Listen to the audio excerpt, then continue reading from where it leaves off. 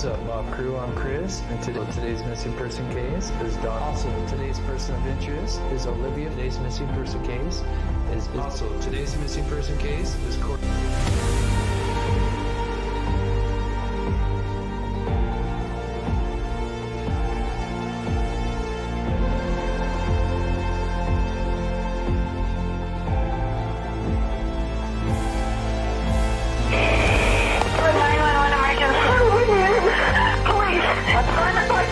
What's going on there, man? We have a kidnapping. Hurry, please.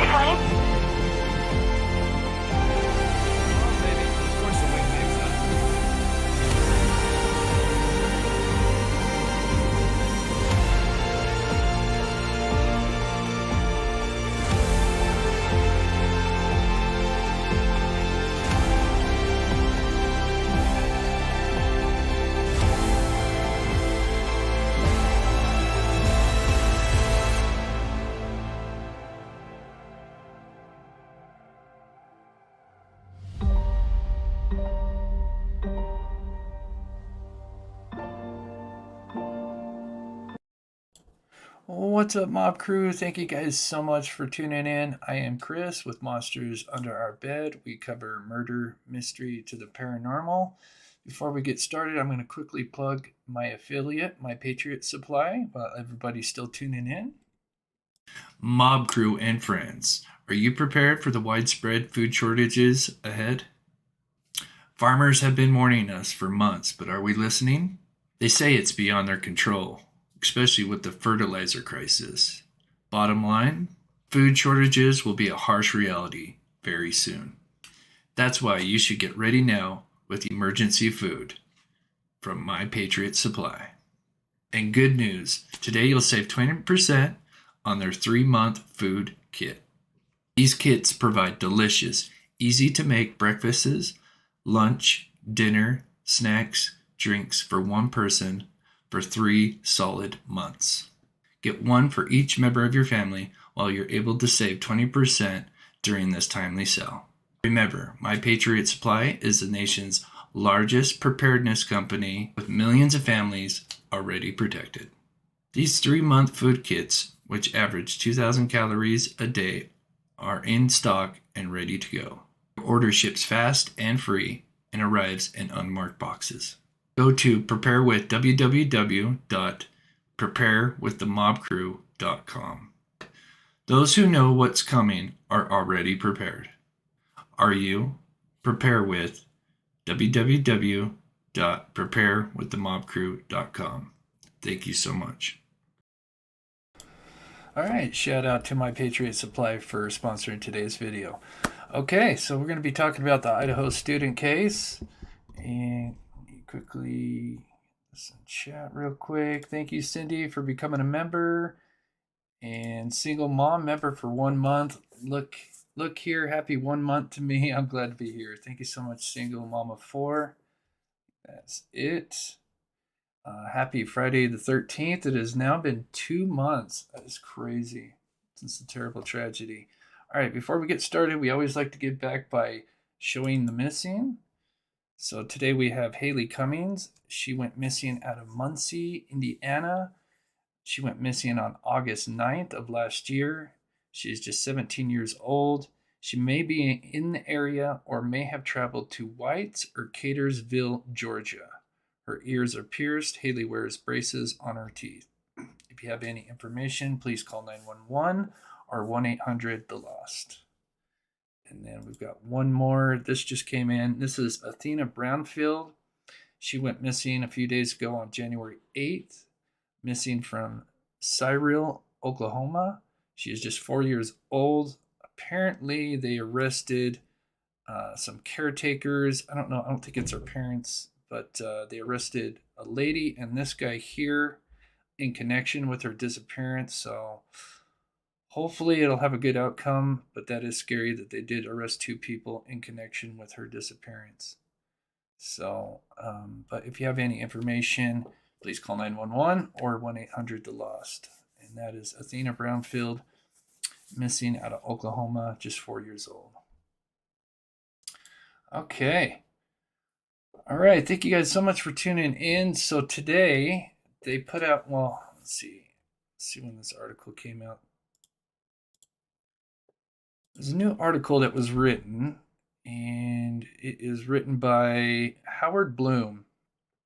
And so he posted this a few days ago, but it gives some insight to why they use the unconscious person in the 911 description, which is interesting. I gotta shut off this fan.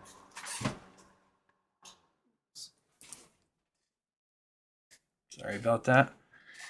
Anyway, so they talk about why they use the unconscious person, and then they also talk a little bit more about the first responders and kind of what they had saw when arriving to the scene. And so there's a little bit more than what was in the affidavit. So I thought what I did, instead of reading the article, I just went and recorded myself reading through it, and then I kind of edited it because it's a pretty long article. Here, I'll just kind of show you guys here. So it's quite a detailed article. So I kind of just broke it down into like the main sections. And so I'll go ahead and play that, and then we'll look into what's the latest news coming out of this case, and then talk about what you guys think as far as if this was a typo when it comes to the Johnson, Idaho, because that's been getting a lot of backlash as well. So, but we'll start out with the first responder story, and then we'll go from there. Let me quickly get this. YouTube Grandma, thanks Small Crew for all your hard work. Thank you so much, YouTube Grandma. Yes, come early mid-spring. If you're kind of new to the channel, we do cover true crime, but right now, since it's winter, we usually like to try and go out and help on some of these cases. So once kind of early spring comes, we have Dillon rounds and some other cases I can't really say until we're done with them, but we're going to be kind of heading up north and east and working on a couple of different cases that are close together around at the same time with Steve from True Crime Web. So super stoked to get out and help with some of these cold cases. All right, so we'll go ahead and get started. Thank you so much, YouTube Grandma. I thought I saw something else, but maybe it disappeared on me. Oh, there it is. Oh, okay, no, I got that. Awesome. And just let me know, mods, if it gets a little fast. I'll kind of keep an eye on it. It had been football Saturday in mid-November, the last home game of the 2022 season for their. So the guy kind of starts by just writing out before the murders, like that Saturday evening, what's going on. So that's what we're talking about here at the very beginning. And then it moves into, early Sunday. For the University of Idaho Vandals, the Kibbe Dome packed with more than 7,600 fans, and despite the disappointing loss, Saturday night was still a party night for a college celebrated in knowledgeable polls as the best party school in the state. Later, when it became necessary to fix blame for the initial confusion over the gravity of the situation, fingers in the Moscow Police Department pointed to the dispatcher, but the truth is the dispatcher was simply following procedure. All the town's 911 calls are routinely routed to Pullman, Washington, about 10 miles west in Washington state, where they're handled by the civilian employees of a municipal agency called Whitcomb 911. The calls come in from. So basically they're talking about, so if you're in Moscow and there's a 911 call, it actually comes over into Pullman, Washington. That's kind of like the main area for that vicinity for Pullman, Washington. I'm not sure how far it stretches, but they're basically, they cover the two towns, Pullman and Moscow. From the local Whitman and Atnt counties, as well as the city of Moscow. Two universities with a total of about 42,000 students and 70 additional municipal and county agencies. And the dispatch crews, local newspapers report, are severely understaffed. The overtime schedules often add up to a grueling 20 hours each week. In fact, the Dispatchers Guild has complained that our ability to uphold public safety is at risk, and things only get worse on football weekends. So basically, they're saying that they're kind of understaffed, and these poor people that work at that at the Whitcomb, they work, a lot of overtime, and then of course when it's like football games on the weekend, they're even more busier just because of I'm sure a lot of people having a lot of fun, and so there's probably a little high volume of calls. So they're already kind of stacked with all this, volume of different calls coming in. Therefore, when the callers are agitated, rather than risk injuries, delays, and probing for details, the responders swiftly assign a generic explanation: unconscious person. So that's huge.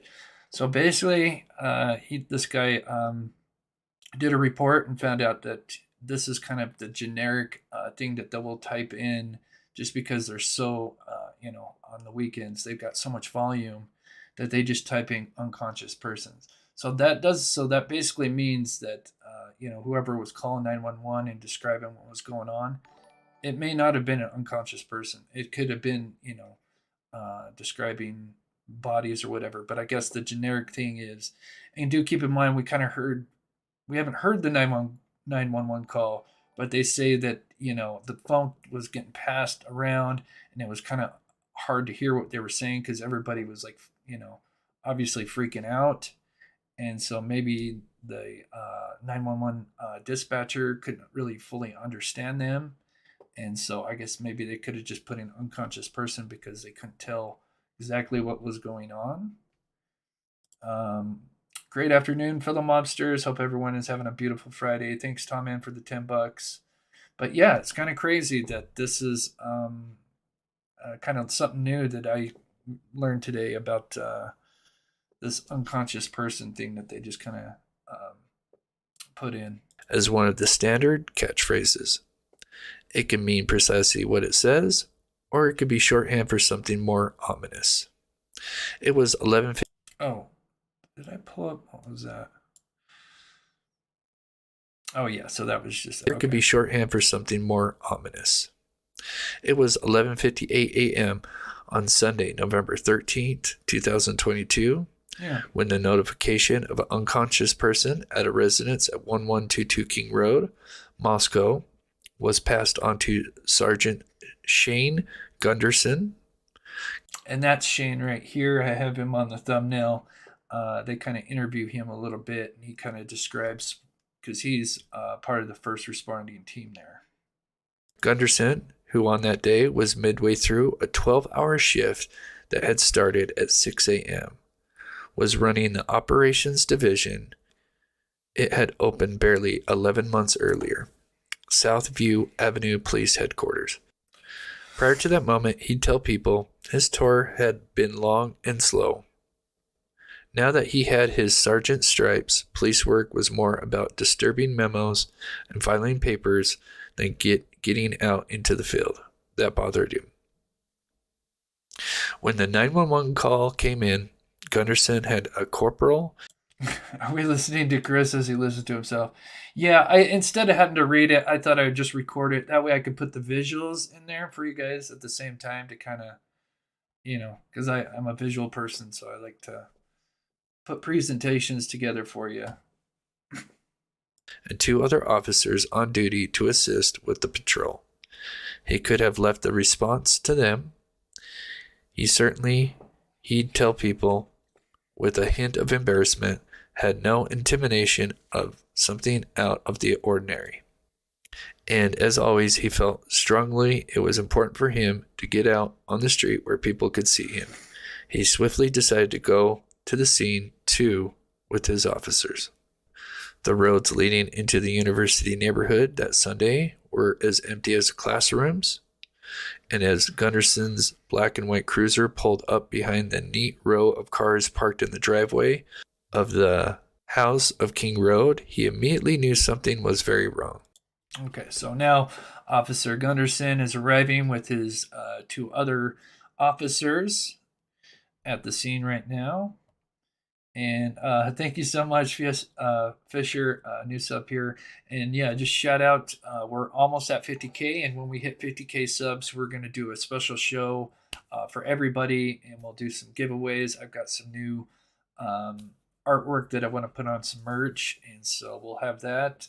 And yeah, we'll do like a big show and have some giveaways for everybody. And everybody can participate. So super excited. We're so close.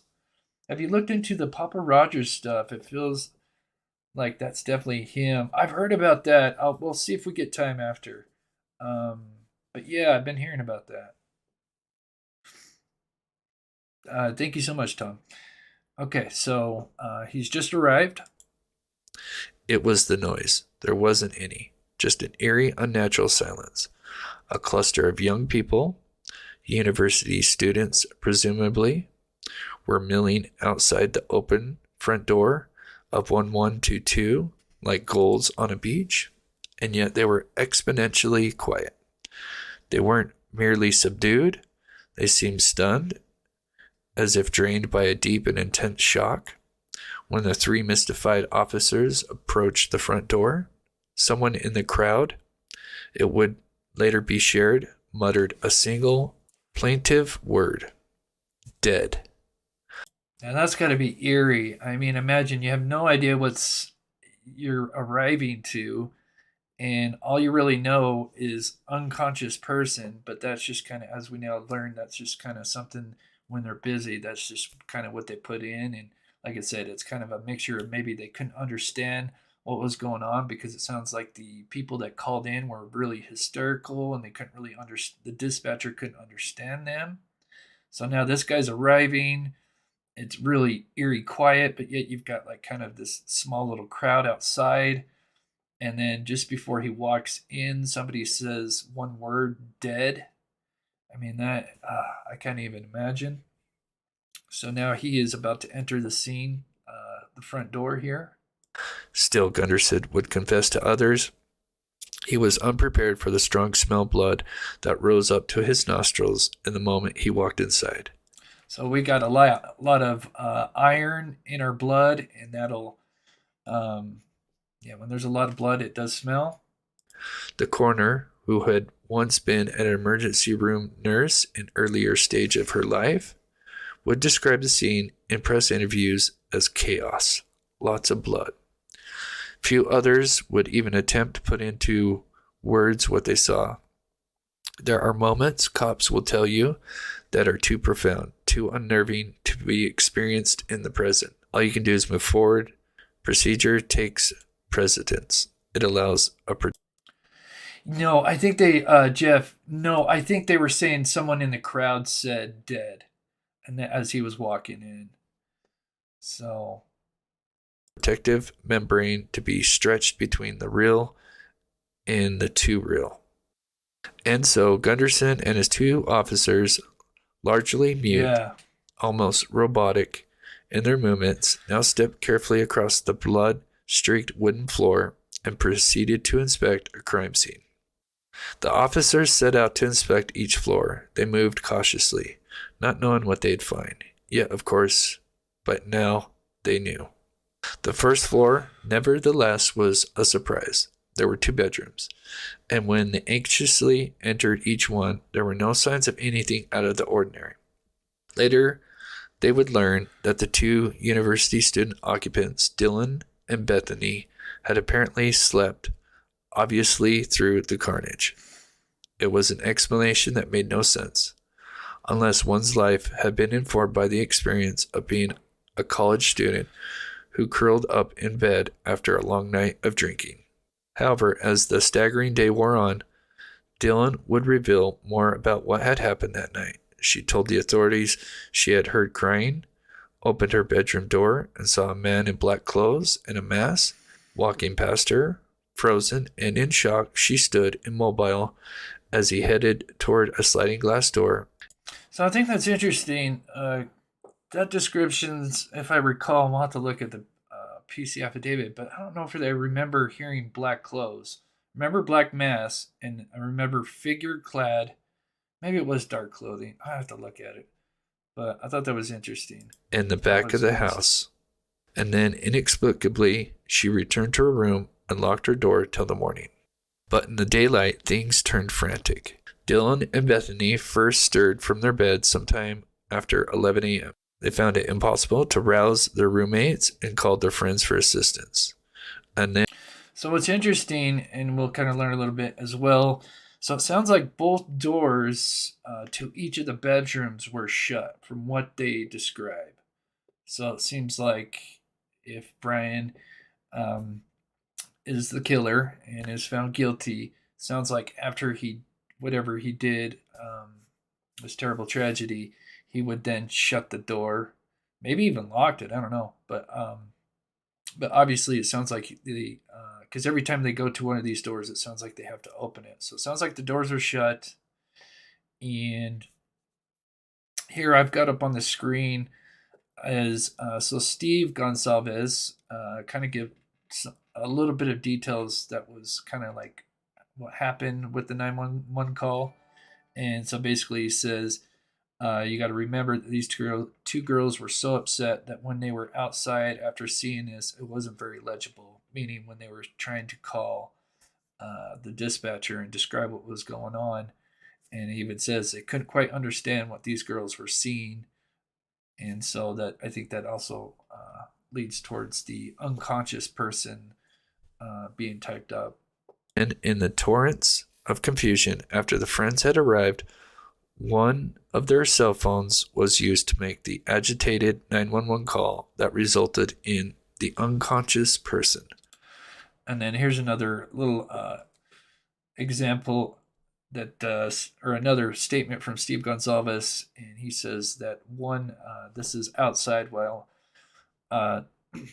they had arrived, or I think maybe just before they had arrived, is that one of them passed out. So, this is describing Dylan and Bethany. One of them passed out while the other one was hyperventilating. And then I guess that's probably kind of why the phone was getting passed around. Of course, then I think he had like a boyfriend from one of the girls come. And yeah, it was just a terrible situation. Message, which was relayed to Gunderson. The trio of officers, meanwhile, proceeded with haste to the second floor. They opened the bedroom to find two dead bodies, a male and a female. So if you heard that, he describes he opened the door to find two victims. Now, what's interesting, once he describes going upstairs, but in this description, now he could have just left it out, but he never says they're on the bed. He just says that they find two bodies, which I think is interesting. Pair was gruesomely drenched in blood, yet both their good-looking faces had oddly been preserved like masks. Even at that probing moment, it was difficult. One of the young officers would later nearly wail, and her happy-go-lucky haired Sigma Chi boyfriend Ethan, a triplet from Conway, Idaho, whose surviving brother and sister also attended the university. His car is going to be full of evidence. I don't care how much he cleaned it. It's going to light up. Thank you so much, Miss Dog Lover. Yes. And Steve from True Crime Web, who's former law enforcement and worked in forensics, said that, yeah, even if you clean it, if there's blood in that car, that forensic team hopefully should find it. So, and that'll be just another nail in the coffin if Bryan Kohberger is the sole suspect. Thank you so much. And just shout out to D-Des. She sent me out some window breakers. So if you're ever to go in a lake, it's those little keychain key breakers. We'll do a special show where we can hand some of those out to people that can't afford them and could use those. So thank you so much, D. I do have those. But yeah, if we can, try not to talk about Dylan. I know some people are upset with the actions of her. If we could just leave that out of the chat. I would just say if you're mad, just think that this poor girl is going to probably suffer for the rest of her life. So I mean, and it's she didn't ask for this. That's all I can say. And we'll just leave it at that. All right. So if you're just tuning in, we're just kind of going through what kind of some of the first responders, which is Sergeant Gunderson and his two officers with him, kind of what they're describing as they got into the scene. And if you missed the first part, they describe why they use unconscious person. And that is just because when they have a high volume of calls, and it sounds like in this situation, it was a mix between just the high volume of calls, and they couldn't really understand what the people were describing because they were so frantic. So they usually will just label it as unconscious person. So that was kind of interesting. So anyway, now moving forward. So they just came into Xana and Ethan's bedroom. One thing I just pointed out that they didn't say anything about finding the bodies on the bed, which we'll learn about Maddie and Kaylee here in just a minute. Now, they could have just left that out. Maybe one was on the bed, one wasn't. But I kind of assume at least one of those two was probably not on the bed because we know that Xana kind of put up a fight. So maybe she was on the ground and maybe Ethan was in the bed. And not consider the glow of the once rich promise that they had been so viciously extinguished. On the third floor, things got, if possible, worse. In one bedroom, lying in a single bed, were two inert women, Madison and Kaylee. They might have been sisters, so similar with 20-year-old pretty Barbie doll-like sculptured features, their long cascades of thick, streaked blonde hair falling down to their narrow shoulders. Yet in death there was one gruesome difference. Kaylee, it would be reported, had been hacked with a particularly ferocity. Large punctures was how the lacerations had been described. Now, I kind of had to edit this, and if you want to read this article after, I'll put a link to it. It's quite full. Has a little bit more description. I mean, I got the main details, but in this particular situation, they go a little bit further into the details, and I just, out of respect, I didn't want to go up any further.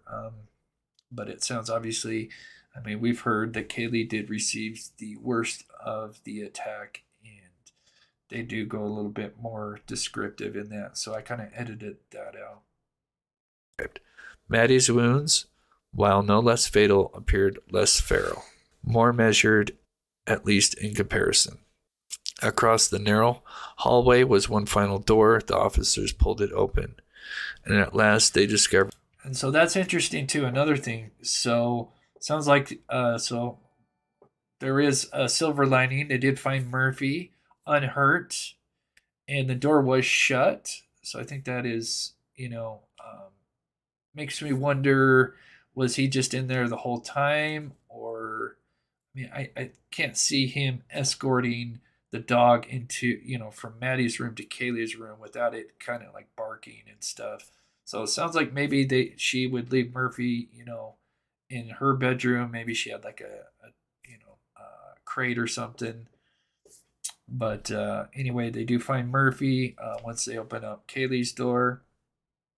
And they do say something that I find very interesting. A sign of life. A fluffy caramel-colored dog. It was Murphy, Kaylee's frisky Labradoodle. He was unharmed, not marred by even a speck of blood, a small consolation. So that right there, which is something we haven't really heard. I know it's nothing big, but let me go. I'm just going to slow down the chat here because we've got, whoa, not that fast. Okay. The chat's going by. But they said there was no specks of blood on the dog, so meaning that dog was, at least during the attack, was not in the bedroom with Kaylee and Maddie. So it sounds like it was most likely the girls had put him in, or Kaylee put Murphy into her bedroom and then went and spent the night in Maddie's bedroom. So, but I thought that was kind of interesting that they did describe that the dog didn't have any kind of blood in the hair or anything like that. And barely one at that. For all they had seen were only beginning to process. So that is it. There's more to this document, but it's really just kind of describing. Like I said, it's the writer that did this is quite good, quite descriptive, and then it just kind of talks about. Let's see. So here's kind of what we covered here, and this is the scene, and then I stopped it because then I think they kind of talk about the rest of the day, but nothing's really, about the scene itself. But and then they go into the vigil and stuff like that. But I just kind of wanted to touch on that first part of the article that describes what it was like for them to arrive at the scene and kind of what they experienced, which was quite eerie and absolutely terrible at the same time. Okay, let me get to a couple of things here, and then we'll move on to the next thing. BCK, in his defense, knows they have everything they need to put him under. This case has more submissible evidence than O.J. Simpson. Thank goodness for the tag. Yeah, and thank goodness they didn't do what they did at O.J. Simpson, and that was contaminate the crime scene. For those that, because I was a huge, not a huge OJ fan, but I was a huge fan of the OJ case. And, one of the things that was kind of when they were introducing DNA. But the problem is that they were covering the sheets that they used inside, and it was just a complete mess of contamination. And so they were throwing everything out because it wasn't handled right, which is terrible. So thank you so much, Tom. I think there's one more here. I really feel like Kaylee was going to be his only one, and his plan snowballed into 4 people. So sad. I agree. I think maybe 1-2 targets, and I think definitely Xana and Ethan were collateral. I think she after he was coming down the stairs, we know that she's alive at 4:17 she's alive at 4:12 on TikTok, and so I'm assuming she probably had her phone in her hand. She just got done with DoorDash 12 minutes earlier. Maybe she was putting garbage away or her food away, because we see the Jack in the Box in the kitchen, and so maybe while going to the kitchen, she had her phone in her hand. Bryan was coming down the stairs, saw her, and unfortunately, they both panicked because he probably thought she was trying to call 911. And unfortunately, he chased her into the bedroom, and she, of course, was trying to get Ethan up. And unfortunately, it didn't end well. Okay, let's see. T says, I recorded the OJ trial on VCR. Oh, that's crazy. Yeah, I was enthralled with that case. I still go back. There was a documentary, 30 for 30. I think it's called Made in America. It is one of the greatest documentaries for OJ that I've ever seen. It's I want to say a 2 or 3 part series. Absolutely amazing. A lot of footage I'd never seen before, and in that documentary is where they actually talk with. Sorry to get off track, but they talk with Gilbert, Mike Gilbert, I think, is OJ's agent, who was kind of his only friend afterwards. And basically, after the trial, when they came back to his home, they were all just the 2 of them, and he was kind of getting drunk. OJ was, and I think smoking weed, whatever. And Mike asked him, like, what really happened that day? And OJ said, if Nicole didn't answer the door with a knife in her hand, she'd still be alive. And so that gave me goosebumps, because I'd never heard that. And if you haven't seen that, it's so good. But it was like, whoa. I mean, basically admitting without admitting that he did it.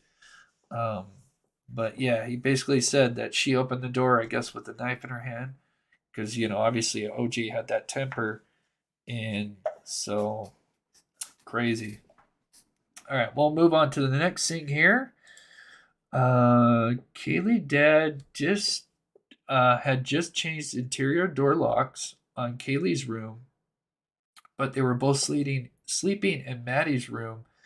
BCK did not expect her to be in Maddie's room. Oh, yeah.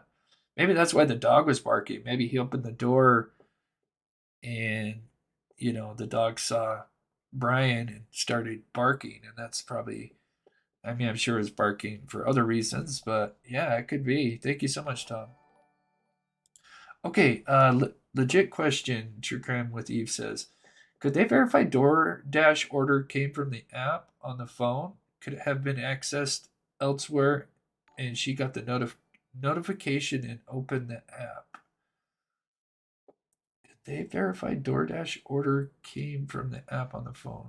Yeah, could it have been accessed elsewhere? Now, yeah, it would have been on the phone. I'm not sure what you mean by accessed elsewhere. Are you trying to maybe think that Bryan could have hacked into that? I'm not sure the exact question, but basically, I just DoorDash, if you haven't used it, and I know I explained this before, but for those that may have not know, DoorDash basically, you order your food. Now, what's cool about the app is you can see once they pick up your food, you have real time. You just pull up the app and it has like Google Map basically up, and it shows where your DoorDash driver's at. So he's like, say he's at the Jack in Box, 10 minutes away, and then it just literally has real time where he's at, and then it'll even kind of update you when it's like, he's like 2 minutes away, 1 minute away, and so you pretty much know where your DoorDash driver is, and but I don't know if anybody else could see that account. That's if that's what you're asking. I mean, that'd be kind of interesting, but I doubt it, but I don't know. So let's move to Are you waving your right? What the neighbors? If you haven't seen this is just a kind of a short little video I put out. This is what the neighbors kind of described. They kind of interviewed a neighbor that lived in the same building, and then also another neighbor that lived directly under him, and just had a few interesting stories to tell. So we'll quickly play that real quick. Of course, he just got done with his little hearing, and he basically waived his right to a speedy trial. So now his prelim hearing is set for June 26. Now, we learned that the search affidavit, which is sealed for right now, could be released March 1st or sometime after. Somebody asked a good question, is why wouldn't they release that earlier? And basically, that's just because they don't want, if there's too much information about everything that happened that night, then they could easily have some other, psycho come and try to take credit, and then he would know all the details, so they wouldn't know if he's lying or not. So they always have to, keep details close to the vest, so that way when they do have somebody that's trying to get credit for something they didn't do, they'll have information that they can tell if he's lying or not. Article that came out where CBS and some other news outlets spoke to the residents at the Steptoe Village apartments where Bryan Kohberger was living, and they had some interesting insight to his behavior before and after the crime. One student who lived above Bryan said Bryan seemed very chatty at times and would ask to hang out with the student, but they never did. This student said even though he seemed like a decent guy, he would often avoid Bryan just because Bryan would like to talk for long periods of time and didn't know how to have a short conversation in passing. Apparently, Bryan would frequent coffee shops and local breweries near Pullman, Washington. Yeah, Phoebe, I believe it came after. The someone's here, I think, was Kaylee, and then they heard the barking. We could look at the affidavit. We'll know for sure. Another person who was interviewed, a lady who lived directly under Bryan Kohberger, said although nothing seemed off about him, she said he was an insomniac who would often wake her up by pacing back and forth and running his garbage disposal around 4 a.m. in the morning. So I think that's pretty interesting because we hear that even the students at the college saying that he'd be drinking coffee and he just always seemed tired, and this was kind of after the murders. But it seems like maybe he was a night out or did suffer from some kind of insomnia. In the PC affidavit, we learned that he did show up to the residence or around this area at least 12 times between June and November. And usually when that happened, it was in the early morning. So I think that's kind of interesting. What is interesting is in this article, it talks about something he did 4 days after the murder, and that is he was keeping his medical appointments at the Pullman medical office. So yeah, didn't give too much details, but yeah, so interesting. He went to a medical office, but they don't say like what kind of. It literally is this Pullman medical office. So I'm not sure if this is psychiatry or is this just basically your basic medical checkup, because a lot of us believe that he could have had we see that little wound on his what looks like to be a wound on his wrist right here when he's pulled over. So it makes you wonder, did he have some wounds and he was getting treated for that? I'm sure if that is the case, obviously then they'll be able to get those medical records. Sure what he was being seen for, but the medical staff said he showed up with this black North Face jacket and was really friendly to the staff members. Keep in mind this is 4 days after the murder, and the staff said he was so nice and quite charming that they took note. Another resident did an interview with CBS and had some shocking things to say. So days after the murders, Bryan apparently walked up to one of his neighbors at the apartment complex and started talking about the Idaho student case and asked if the guy had heard anything about it, which the neighbor did. Bryan said it seems like they have no leads, like it was a crime of passion. This was just a few days after the murders. So I think that's interesting. He told this guy it looked like a crime of passion. So I thought that was pretty wild. We still haven't really undiscovered the why of this attack, but makes you wonder if that part of that is true. And let me get this. Hey, Steve from True Crime Web. I would like to know the number of prowler/peeping Tom calls and missing pets in the area the suspect lived over the years. Ooh, interesting. Yeah, some of these psychos start with animals and then move up. Yeah, that's a great question. That is Victimology 101, which I've learned a lot from Steve. Steve has his own channel. He covers the same stuff, and we'll be collabing real soon out on the road. And so anyway, if you'd like, go check out and subscribe to his channel. It's amazing to have somebody with his expertise. So, okay, I'm going to go ahead and play this. It's almost over. Bryan Kohberger's own words, a crime of passion. Could part of this be true and a peek into the why he committed this heinous crime? We do know after he moved into that apartment complex around June 25th, his phone would ping at least 12 times, often in the early hours, around the 1122 King Road residence. So it seems he could have been stalking his prey months prior to the terrible tragedy. I hope you enjoyed today. Okay, so, where did that go? I wanted to read that real quick. So did they find Jeffrey Dahmer type stuff in his apartment? I know when you think late night wandering around and then the garbage disposal running, that's interesting you mentioned that, Elizabeth, because when I heard that too, that's the first thing that popped up in my mind. Of course, I it recently rewatched that Jeffrey Dahmer, which was on Netflix, which was well done, amazing show.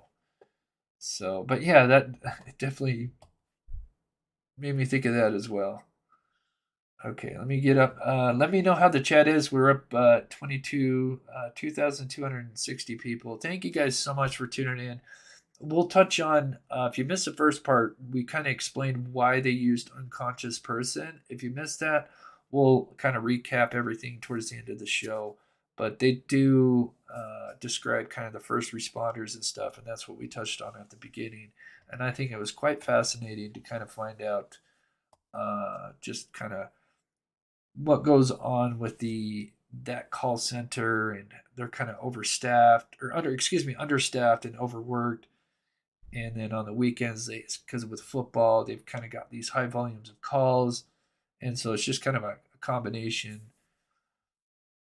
So, all right. So we watched that one. And let's see. Okay, we'll save that one. All right. I don't know. Have you guys heard his little rap song? I'm just gonna play just like 1 minute of it, but he calls himself the devil in it. Just gonna play. Oh, I think it's like 30 seconds. Okay. Look at this, my mind is pissed and I keep running. Why is this? When I hit it, always lose them stunning. Always gentle giant, no defiance, all building alliance, and still think that I am present. I stuck in the future, but I'm never looking at the fucking present. Keep it up, act like you're all that. Here's a cookie too and a present. Led from a desert eagle, Deagle's going louder than my motherfucking Deagle. And your life, you get no sequel. Leave your loved ones crying like some seagulls. You are not my equal, you are evil, but I'm feeble. And now I'm going regal. Don't with us. Anyway, just a little clip from that. Hope he doesn't copyright strike me. Okay, so there's that. And welcome back, everybody. So we're keeping you updated on the murder case involving 4 University of Idaho students. There is a conflicting report that has surfaced ahead of Bryan Kohberger's status hearing on Thursday. So Shannon Gray, who's the family attorney for victim Kaylee Gonsalves, he says that no one knew Kohberger before the murders. But according to last week's probable cause affidavit by Moscow officials, Kohberger was in the area of the victim's home at least a dozen times before the attack. That information, which was gathered through cell phone data, also puts Kohberger at the crime scene hours after the attack. The 28-year-old was attending Washington State University at the time, less than 10 miles from the Idaho crime scene. Gray has previously said that the victims gave no indication that they were being stalked, but that if any of the families find any information connecting the victims to Kohberger, it will be turned over to police. A time the suspect could have visited the home was during one of their off-campus parties. You see, the home had a reputation. So this is a little interesting. I don't know if this is really relevant, but we'll get to kind of see, because I never really played this on my channel before, but way before the terrible tragedy, there was multiple noise complaints. And anyway, I never played it because there was the person that put it out. No offense to them, they just had this giant watermark in front of it. I didn't really want to play it, but they got a hold of another version which is without the watermarks, and so we'll just kind of look at this. But basically what they're kind of talking about in this short little clip here is they wonder if Bryan did show up to one of these parties, because it seems like a lot of these parties sometimes, and it's not blaming Xana, but sometimes it was just Xana that was home, and then she would just have a bunch of people, and half the people they didn't really know. And so they're kind of wondering, could it have been one of these times Bryan did actually show up to one of these parties? And so anyway, we'll go ahead and play this video here. And Majumala, thanks for everything you do. I love to Mob Crew and Fabulous. Hardworking mods. Hope everyone's having a wonderful day. That is so sweet. Member for 8 months. Gosh, time flies. Thank you so much. As being a party house. In fact, police responded to at least 2 noise complaints just a few months before the murders. Body cam footage captures officers speaking with 3 of the victims, Kaylee Gonsalves, Madison Mogan, and Xana Kernodle, during 2 separate incidents. Is this your place? Yeah. Perfect. You know why we're here? And I assume noise. Noise, yeah. Yeah. Big speaker right there. Yeah. Nothing against having a party. Once neighbors start calling in, then we have an issue. Fair. So usually, at least for me, I'll give you a verbal warning. Okay. Once I have neighbors calling in, your music's too loud. You're disturbing the peace. Yeah. Nothing against having parties. Nothing against having people over who are overage to drink. But again, once we start disturbing the neighbors, then we've got an issue. This is your place, so I'm going to hold you responsible. Because it is your place, you're also responsible for everybody here. Yeah. So I'm going to grab your info. Yeah. And if I do have to come back here, a $300-some ticket's coming your way. Okay. And it only gets more expensive from there. Is that fair? Yeah, that's Okay. fair. Absolutely. All right, Madison. So here's the deal, okay? They've already said that no one here, so now you have a house full of random people. You need to let them know that the noise needs to. So yeah, this is interesting. And now there could have been, I think one of them, I'm not sure if it's this video, because there was multiple noise complaints that they showed up. At least 2 or 3 that I know of. But this one, maybe Bethany or Dylan, I can't remember, was actually there, but they pretended not to be, because I think they were obviously underage, so they didn't want to get busted. But other than maybe one of them there, it sounds like this whole house was full of people that, a bunch of strangers. It needs to come down, okay? We just received a noise complaint. We want that music turned down. And we don't want to come back again tonight. If we have to come back again tonight, then there's going to be even more problems, okay? I see both sides. Sounds good. I'm just as frustrated. I'm also so sorry once again. I've never had to deal with this ever. Yep. And we don't want to start now. I don't ever remember having come here. So I interesting. understand you guys are having to get together, but people have a way of Yes. taking the invitation and using it as an excuse to get out of control and be loud.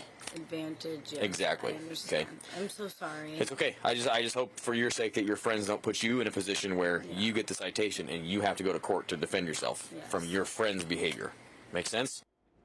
It's just so chilling seeing them there only a few months before this. So I'll bring back in Bryan and Terry on this. So Terry, the affidavit places Kohberger near the house numerous times before the murder, but surviving roommates didn't know him. So if you were the prosecution, how do you explain that? Well, a couple things here. First, Okay, I think they the other stuff. Okay. So kind of interesting. Maybe Bryan could have been at one of those parties. Not sure. Sensei Wackadoodle, I love that name. Thanks for all your hard work, Chris and mods. Thank you so much, Sensei. Casey Cat, interesting they traced BK near your house in August when most had just moved in. Ooh, yeah. Also, before school started, Kaylee celebrated 21st birthday at the is that college in Pullman? Is that when he focused on her or them? Interesting. The Coug. Oh, the Coug in Pullman. I hope I said that right. Yeah, that is interesting because it sounds like basically because you got the two towns. I mean, they're basically 10 to 12 minutes away, and basically, the students that are in Pullman would kind of get tired of what's in Pullman and want to experience something new. So they would go to the students from Pullman maybe on the weekends or the holidays would go to Moscow. And vice versa. Same thing with Moscow. Kind of, want to see something different. And so on the weekend or holidays, the people from Moscow could travel to Pullman. So it was kind of a mix of both. And so easily they could have ran into each other at some point early on. And that was kind of, he'd set his sights on one of them early on for sure. Who was that singing? That's Bryan, apparently. And let's see, get caught up here. And thank you so much for the $10. Casey Cat, Grandma Bunny. I think he pegged house in August and built up there. Interesting. Yeah, could be. We know he started in June, but it does seem like if he was pinging in that area 12 times, definitely had his sights set on that particular home. Elmo's mom, everybody's hitting their milestone. That's pretty cool. Thank you for the last 6 months. Here's to the next 6. That's so awesome. Thank you so much, Elmo's mom, for being a member for 6 months and supporting the channel. That is so awesome. I said, we're going to be doing some really big things. Like, I'm so excited. I wish winter could go a little bit faster because we are going to be getting out on the road and working some cold cases. And Steve from True Crime Web is pulling some amazing resources. I wish I could say more, but but super excited. Okay, I'm gonna play this next video, and then for those that kind of tuned in and missed that first part where we talked about what I just was describing the unconscious person, we'll kind of recap that here in just a minute. We retraced the bizarre route taken by the man police said. Okay, so this is kind of in regards to, because in the PC affidavit, you've got him basically after the murders, he travels back to his home and he's home at 5:30. He then leaves approximately 4 hours later, 3.5 hours later. He then goes back to the scene of the crime for approximately 9 minutes. Then he travels back home. Then a few hours later, he travels south, and he's at Albertsons between noon and 1, basically. And then they don't really describe exactly where he goes from there, but it sounds like he goes home. And then this is the part where there could have been a typo, because they say that at 5:56 or something like that, he pings in Johnson, Idaho. But then people say, well, there's no Johnson, Idaho. And what's interesting, looking back at it, I do remember when I first typed in Johnson, Idaho, I was having trouble finding it. But then I did kind of find there is a Johnson, Idaho. But people are saying that's like not a real town, even though it does say Johnson, Idaho.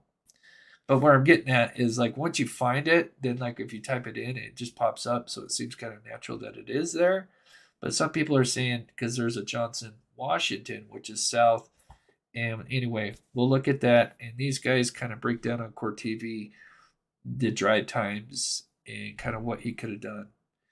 They murdered 4 University of Idaho students. We'll show you where he went right after the murders, then follow the path he took the following morning after he returned to the scene of the crime.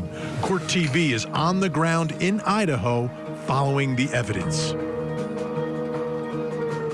I'm Vinny Politan. Thank you so much for joining us tonight here on Closing Arguments.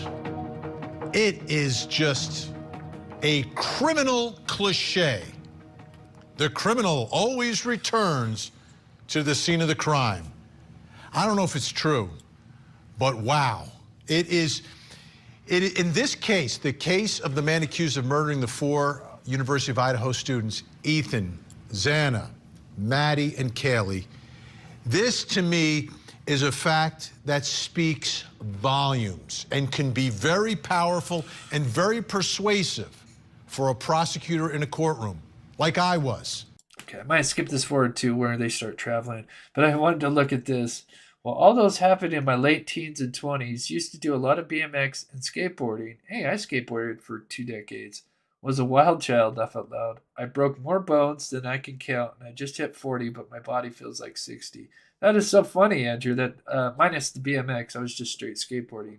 But that sounds just like me. I broke both my wrists and both my ankles, not at the same time, just throughout the 20 years of skateboarding. So, and I actually broke my hip as well, so I have a little bit of hardware in my body. But boy, that sounds just like me. All right, I'm going to skip this a little bit forward as a little intro here and get into where he traveled. And they actually kind of show the travel times and everything. And there's one thing that they mentioned that, oh my gosh, I want to touch on like in a separate video is, and I forget exact time, I want to say like 3 or 3:30.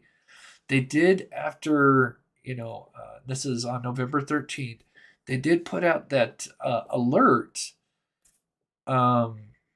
alerting all the students and residents, I don't know what mile radius, but, Moscow and Pullman, obviously, that there's kind of like a lockdown. I forget the term, but we'll see it come up here in a minute. I think that's interesting because when they do that, it seems like after that is when Bryan would go travel again. And I wonder if that kind of freaked him out or figured that was an opportunity to go and dispose of some things. So after the murders.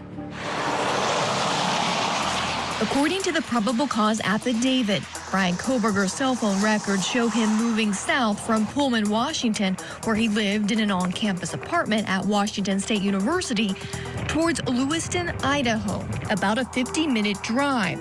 The town of Lewiston is located on the border of Washington State, where just across the Snake River is the bordering town of Clarkston, Washington. It was here at approximately 12:36 p.m. November 13th, 2022, when cell phone records placed Kohberger's vehicle here on Port Drive next to Kate's Cup of Joe coffee stand. Ooh, and they do have a camera, which is great. So yeah, we kind of covered this in, I don't know if it was my last live, and I also did kind of video on it. Yeah, when we had Steve on. And what's close to there is the Snake River. You got the Snake River that flows into the Clearwater River, and then the Snake River comes from the west and then flows down south. So you basically got this T junction all right there, which I find is fascinating. And, you know, sometimes weapons are found in water. The surveillance videos here at the U.S. Chef store show his White Hyundai Elantra drive past.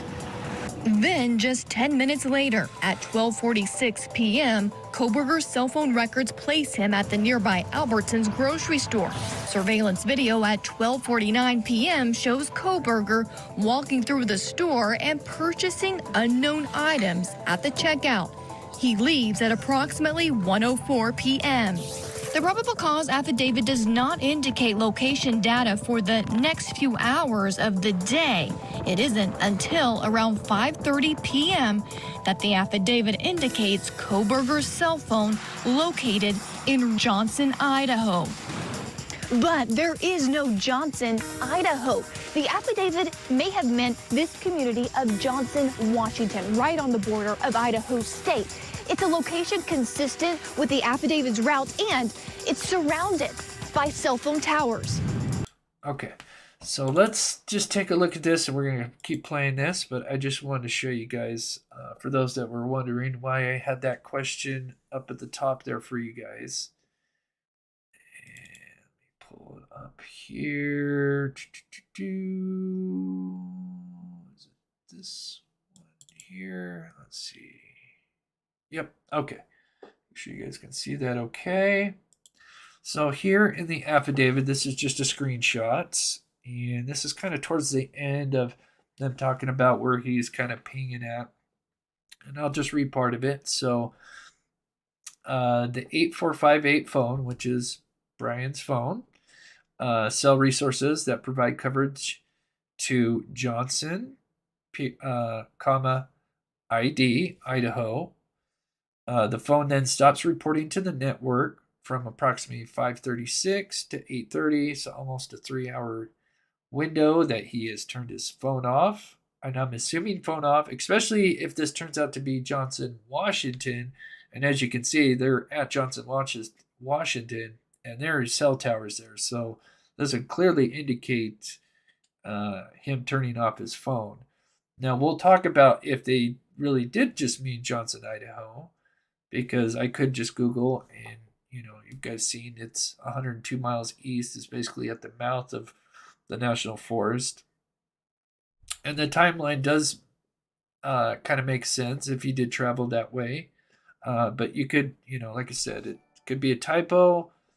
But we'll finish watching this video and see what you guys think here. But the one thing that I with that video that I put out is there's 2 times that day that he turns off his phone. The first time, he supposedly, allegedly commits this heinous crime. So I would figure if he's going to turn off his phone on purpose a second time in the same day, I'm assuming it's for something not good, as disposing of evidence or whatnot. For For 3 minutes from 5:32 to 5:36 p.m. November 13, 2022, Kohberger's cell phone pings here near the community of Johnson. But then his cell phone goes dark for 3 hours. The affidavit notes that this location in Johnson is consistent with the phone being in the same area that it traveled in the hours immediately following the murders. And according to the affidavit, from 5:36 p.m. when it was in Johnson until 8:30 p.m. November 13th, Kohberger's phone stopped reporting to the network, meaning he turned it off, put it in airplane mode, or the phone was in an area without cell coverage.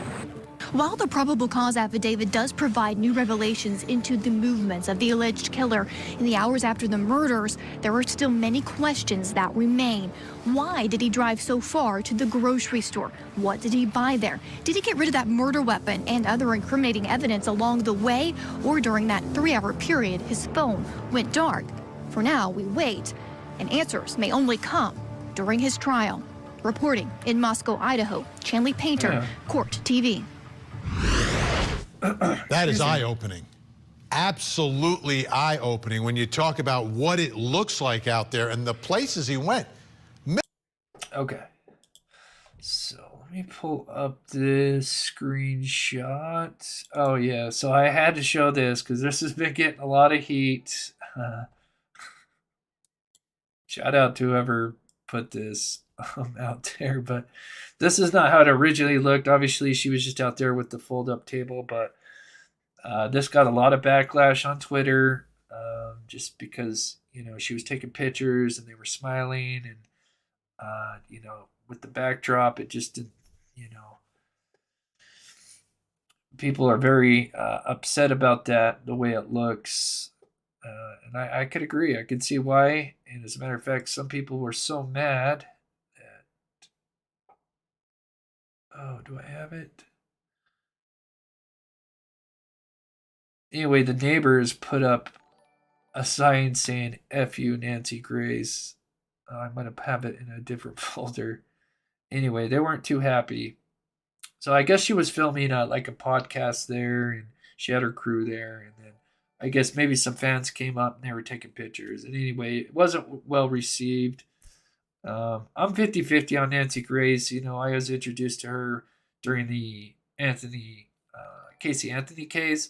I kind of liked her in the beginning. I like her ferocity, but at the same time, you know, it's like she never let her, you know, the people she had on her show talk, and I don't know. She kind of started to bug me after a while, but anyway, yeah, it's disgusting. It's in poor taste. That's what a lot of people are saying. Yeah. Okay, where were you? Oh, where's I going with this? Okay, I know I've got the screenshot. Did I put it in a different folder? Look at my timeline folder here. Let's see if I put it in here. Might have to go to YouTube. I might have to pull it up here. Okay, bear with me for just a second. We'll pull it up. I swear I took a screenshot of it.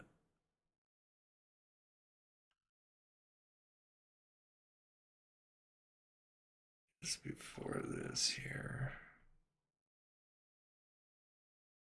And then, like I said, I'll touch on what we had got. Okay, here it is. Perfect.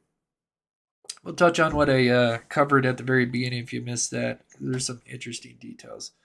So one of the things that, and shout out to Sleuthy Goosey for putting this diagram together. But there's one thing that I just wanted to point out, because it could be something, could be nothing, but I thought the timing of it. Okay, so it goes to that. Okay. So it should be in this folder here. There we are. Okay, awesome. So let me look on here. Okay, so there was an alert that goes out, and it is sent out. He is a student at Washington State University. So all the students, I guess, you know, Washington State, you know, Pullman, and Moscow, they would receive these text or email message alerts beginning at 3:30 p.m. And say what's in this alert. Basically, you know, what's going on and to be safe. And I don't know if it was a curfew, but they just want people to be safe. Anyway, I think that's interesting. If he did end up traveling, say, to the Johnson, Idaho, which is 102 miles east, it would almost, since it's a 2-hour drive, it would actually line up with him arriving at that Johnson, Idaho at, what was it, 5:36? So 2 hours. Yeah, so at 5:36, almost to the dot, because it's 2 hours and 8-minute drive from Pullman, Washington to this Johnson, Idaho, which is at the mouth of the National Forest. So it's interesting that could have it could have seen that and decided, okay, now I'm going to go out that way. And like I said, I've done a video where I thought it could be, you know, something he's trying to throw law enforcement off. And if anybody is saying, well, there's no service in that area. Oh, did I just do that?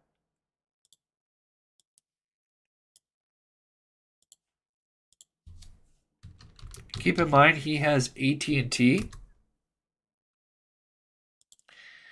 And AT&T has some really great coverage. As a matter of fact, especially in the West out here.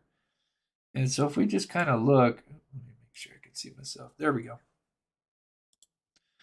So if we look here, and the dark blue is 5G plus. The lighter it gets, then it goes kind of down to 5G here. Let me back out here. St. Joe, there we go. And so if we find Pierce, okay, so Johnson is approximately right here. So as we can see, he wouldn't have ran out of service until he went at least, and he would only if he went east. Now this is assuming that's not a typo, and he did travel out this way. He would have still had at least 5G to 4G light coverage here, and it's only if he had continued east would he have ran out of self coverage. But Johnson, as you can see, it says Johnson's Mill, but there's the Johnson somewhere kind of kitty corner from Pierce. Anyway, somewhere in that direction. If this is not a typo. So I just wanted to show people that there is coverage, because like I said, if that's the case, I just kind of feel like that could be him trying to deceive law enforcement. But if not, then the Johnson that they're talking about is right there.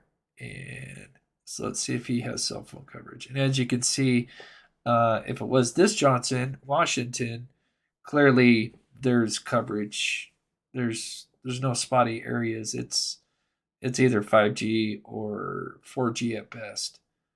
So clearly he turned off his phone. So just interesting. I think either way, at that 5:30, he turned off his phone, and you know, I think there's reasons why he did that.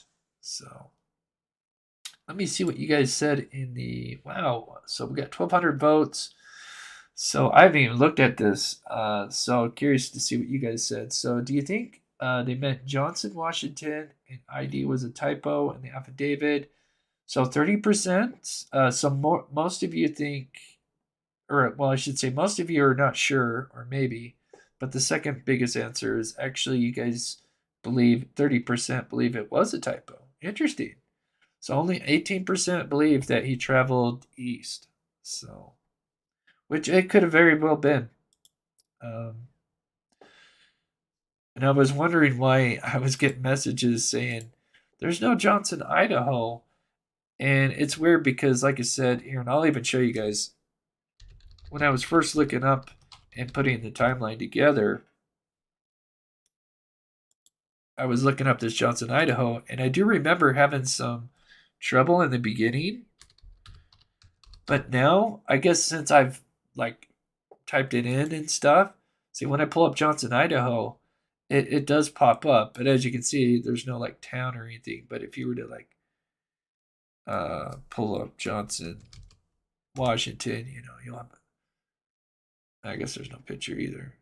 But here's the Johnson, Washington, located here, which is kind of south of the Pullman, and makes you wonder, did he turn off his phone here? And then you've got the Snake River. Is there any tiny rivers? There's a little one there. Anything around here? No major bodies of water except for the Snake River here. But interesting. Either way, he turned his phone off for a second time. I would think it's something not good. Okay, wow, 3,000 people in here. That is so awesome. Thank you guys so much for tuning in. Johnson Road, just south of Moscow, Idaho. Okay, just looking at the chat for a minute. Yeah, if you guys could, please hit that like button. That'd be so amazing. So I'll play just the first part if you guys missed the very beginning. I think it's really interesting. It basically describes the unconscious person scenario. I'm not going to play the whole thing, but just the highlight of the very beginning for those that might have missed it. I think it's very interesting, and we'll go ahead and do that right now. It had been about 10 miles west in Washington State. Okay, so basically all the 911 calls from Moscow and Pullman, Washington, so the two university college towns, all the 911 calls come into Pullman, Washington at a place called Whitmore 911. Now, what we'll learn is they're understaffed and they work long hours. And so I'll go ahead and play it. Where they're handled by the civilian employees of a municipal agency called Whitcom 911. The calls come in from the local Whitman and Atnt counties, as well as the city of Moscow. Two universities with a total of about 42,000 students and 70 additional municipal and county agencies. And the dispatch crews, local newspapers report, are severely understaffed. The overtime schedules often add up to a grueling 20 hours each week. In fact, the Dispatchers Guild has complained that our ability to uphold public safety is at risk. Okay, Amy Brown, as soon as we finish playing this, I'm just going to play like 3 minutes. I'm not playing the whole thing, just for those that might miss this part, because it's really interesting. After I get done with that, I will put the link in the description for you guys, because there's quite a bit there. So, oh, who did that? Becky G. Oh, that's so awesome. So Becky G just gifted 5 memberships. It just assigns them to random people. If you haven't clicked the present at the top left corner, it'll do that, and then you'll be accepted into future gifted memberships. But it's random. So that's so awesome. Shout out to Becky G. Thank you so much. And things only get worse on football weekends.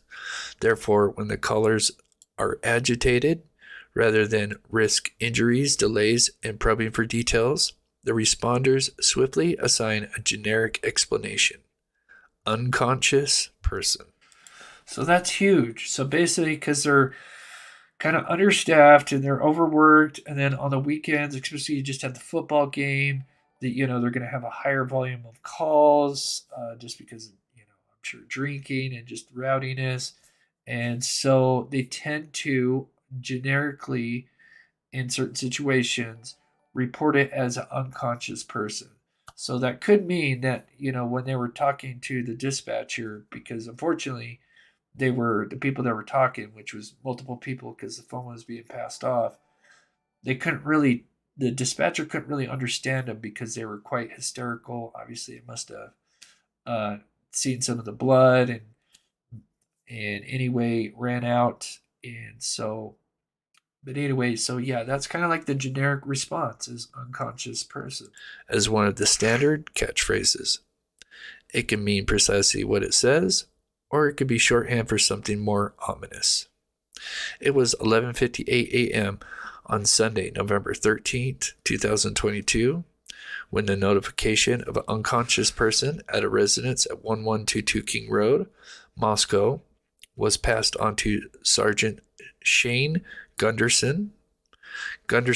And so that's Shane Gunderson. He was obviously him and two other officers were the first to respond at the very beginning. So we'll play up to where he responds, and then I'll put up that article. And Laura D, I will, like I said, I'll put up the article and I'll tell you it's, I forget his name. I have his name, but I want to make sure I get it right. So I'll show you guys the article here in just a second. Who on that day was midway through a 12-hour shift that had started at 6 a.m., was running the operations division. It had opened barely 11 months earlier, Southview Avenue Police Headquarters. Prior to that moment, he'd tell people his tour had been long and slow. Now that he had his sergeant stripes, police work was more about disturbing memos and filing papers than getting out into the field. That bothered him. When the 911 call came in, Gunderson had a corporal and two other officers on duty to assist with the patrol. He could have left the response to them. He'd tell people, with a hint of embarrassment, had no intimidation of something out of the ordinary. And as always, he felt strongly it was important for him to get out on the street where people could see him. He swiftly decided to go to the scene, too, with his officers. The roads leading into the university neighborhood that Sunday were as empty as classrooms. And as Gunderson's black and white cruiser pulled up behind the neat row of cars parked in the driveway of the house of King Road, he immediately knew something was very wrong. It was the noise. There wasn't any, just an eerie, unnatural silence. A cluster of young people, university students presumably, were... So him and his crew are arriving. He says it's eerily quiet. He does see kind of a group of people standing outside. And so he's just getting out of his vehicle, assessing the situation. But the first thing he notices, it is eerily quiet. Milling outside the open front door of 1122 like gulls on a beach. And yet they were exponentially quiet. They weren't merely subdued. They seemed stunned, as if drained by a deep and intense shock. When the three mystified officers approached the front door, someone in the crowd, it would later be shared, muttered a single plaintive word: dead. So yeah, as they're entering, God, you can only imagine these guys are starting to walk in, and then somebody in this crowd that's, kind of hysterical mutters the word dead. And then, yeah, so I'm going to play just a little bit more, and then we'll kind of recap on what's coming up next. And yeah. Still, Gunderson would confess to others he was unprepared for the strong smell of blood that rose up to his nostrils in the moment he walked inside. The coroner, who had once been an emergency room nurse in earlier stage of her life, would describe the scene in press interviews as chaos, lots of blood. Few others would even attempt to put into words what they saw. There are moments, cops will tell you, that are too profound, too unnerving to be experienced in the present. All you can do is move forward. Procedure takes precedence. It allows a protective membrane to be stretched between the real and the too real. And so... Okay.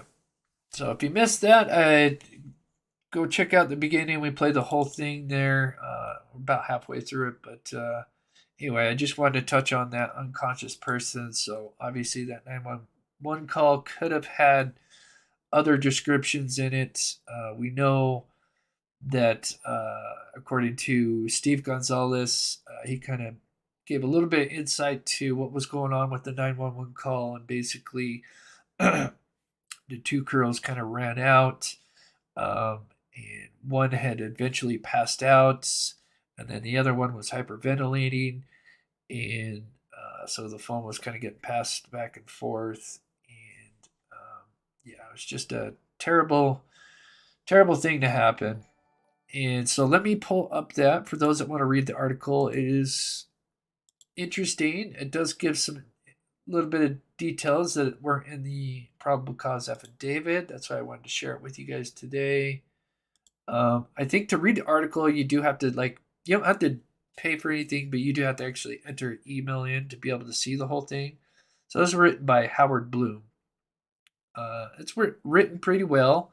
It's kind of got its own title. It's called The Eyes of a Killer. But it's, as you can see, it's a pretty long article. So I'll go ahead and post that. And I'll put it in the description for those that are, that are rewatching the live show. And so let me put that in here for you guys real quick. To article. And like I said, I did dumb down some of the things that they describe when they're coming across the poor kids. And so if there's some stuff that I did leave out. And then I will, like I said, I will put it in the description as well for you. Yeah, we could take a look and see where I'm at. Give me 1 second. Sorry, I'm still. Oh my gosh, 49,959. So we are basically 41 subscribers away. We could hit it tonight. So that'll be huge. So what I was thinking is having a show for when I hit the 50K, we're going to do a special show for everybody. And we're going to do some giveaways. And everybody is included. You don't have to pay anything. But, donations help, of course, the channel. But we'll, everybody that wants to, be involved in a drawing.